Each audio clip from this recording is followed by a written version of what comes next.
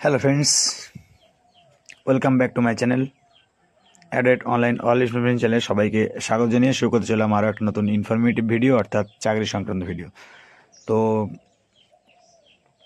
আপনারা যারা ব্যাংকের চাকরির জন্য অপেক্ষায় বসেছিলেন তাদের জন্য একটা সুখবর আছে।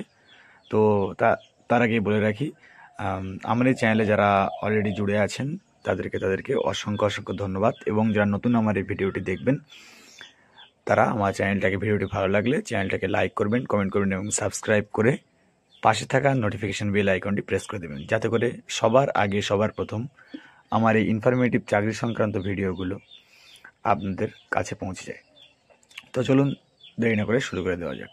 তো বন্ধুরা, যারা bank of Baroda office assistant রিক্রুটমেন্টের চাকরির জন্য বসেছিলেন তাদের জন্য একটা সুখবর আছে ব্যাংকিং কাজের জন্য। তো আমরা দেরি না করে সূচিপত্রটি দেখে নেব। আমরা ব্যাংক অফ বরোদা থেকে দেখব যে পদের নাম, কোন পদের জন্য রাখা হয়েছে, বয়স সীমা কী চাওয়া হয়েছে, মাসিক বেতন, শিক্ষাগত যোগ্যতা, আবেদন পদ্ধতি, প্রার্থী বাছাই প্রক্রিয়া ও গুরুত্বপূর্ণ তারিখ। রিক্রুটমেন্ট হবে কি? Bank of Baroda office assistant recruitment.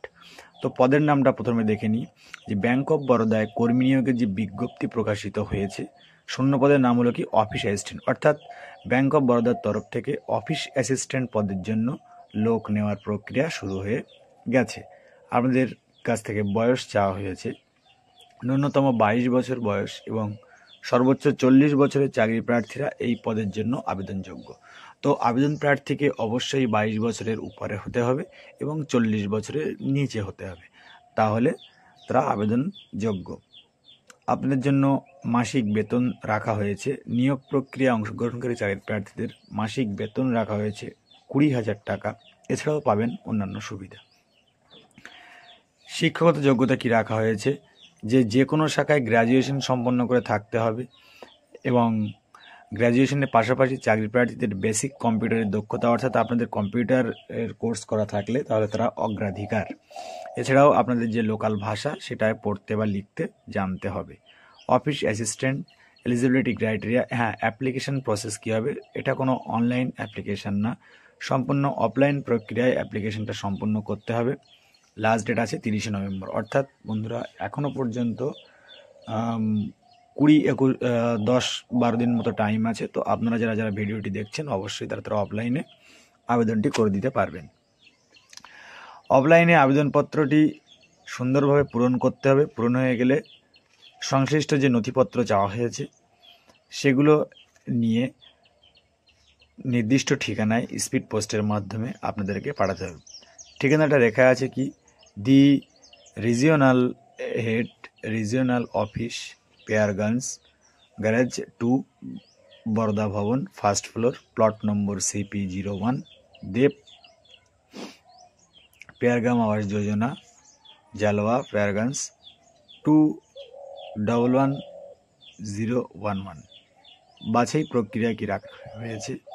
আবেদন প্রক্রিয়ায় অংশগ্রহণকারী চাকরি প্রার্থীদের বাছাইয়ের ক্ষেত্রে সর্বপ্রথম একটি লিখিত পরীক্ষার আয়োজন করা হয়েছে।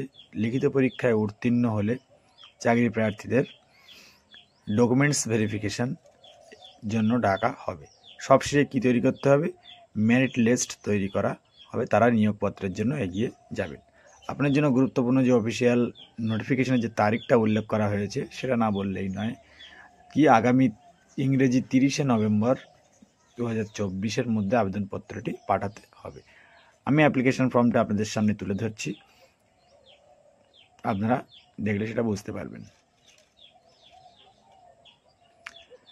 অ্যাপ্লিকেশন ফর্মটা আপনাদের সামনে নিয়ে এলাম। দেখছেন যে অ্যানেক্সার সি, এখানে আপনাদের একটা পাসপোর্ট সাইজের ছবি সাঁটাতে হচ্ছে। তারপরে dear sir, with reference your advertisement to bank website, newspaper date, আপনার যে ডেটে দেখছেন সেটা আপনাদেরকে লিখতে হবে। আপনাদের ফুল নাম লিখতে হবে ক্যাপিটাল লেটারে, তারপর করসপন্ডেন্স অ্যাড্রেস, তারপরে আপনাদের ক্যাটেগরি চাওয়া হয়েছে, পার্সোনালি ডিসেবিলিটি কিনা সেটা চাওয়া হয়েছে, mobile number, email ID, gender, nationality, religion, material status, father and husband name, এগুলো আপনাদেরকে সম্পূর্ণ পূরণ করতে হচ্ছে। Communication skill in local language, আপনার লোকাল কী ভাষায় কথা বলতে পারেন বা লিখতে পারেন সেগুলোকে আপনাকে চাওয়া হয়েছে। এডুকেশান কোয়ালিফিকেশান দেখুন গ্র্যাজুয়েশান থেকে দেওয়া হয়েছে, graduation, post graduation, professional qualification, others computer knowledge, ঠিক আছে। অ্যান্ড রিলেটিভ এক্সপিরিয়েন্স, এবং আপনাদের রিলেটিভ যদি কোনো এক্সপিরিয়েন্স থাকে তার সঙ্গে, তাহলে তার যদি কোনো ব্যাংকে আপনি কাজ করে থাকেন তো সেগুলোর সম্পর্কে অ্যাড করতে হবে। তো এই ছিল ফর্ম। তো এটা সম্পূর্ণভাবে আমি ডেসক্রিপশন বক্সে দিয়ে দেবো, আপনারা সেখান থেকে চাইলে ডাউনলোড করে দেখে নিতে পারেন।